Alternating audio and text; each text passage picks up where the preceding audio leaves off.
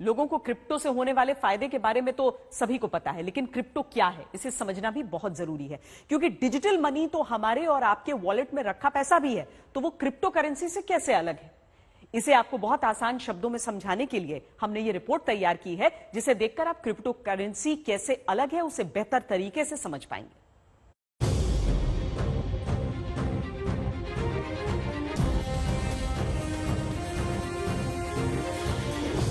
साल 2016 नोटबंदी का ऐलान हुआ और 500 और 1000 रुपए के नोट की कीमत खत्म हो गई। लोग अपने ही पैसे के लिए एटीएम और बैंकों की लाइनों में खड़े होने को मजबूर हो गए।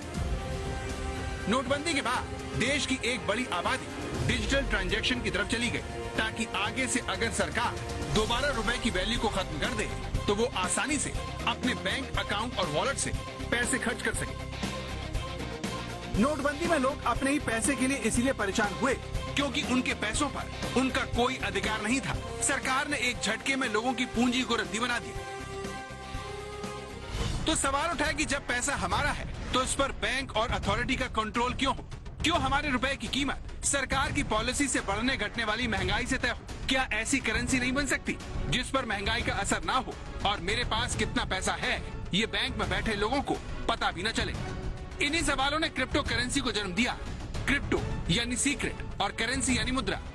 एक सीक्रेट मुद्रा, एक सीक्रेट करेंसी जो भले ही यूपीआई वॉलेट्स की तरह हो, लेकिन उससे काफी भिन्न है। यूपीआई से लेन देन के लिए आईडी जरूरी होती है जिसे आप लेन देन कर सकते हैं। बिटकॉइन में भी यही होता है। आपकी एक आईडी होती है जिसके जरिए आप बिटकॉइन जिसे देना चाहते हैं उसे भेज सकते हैं।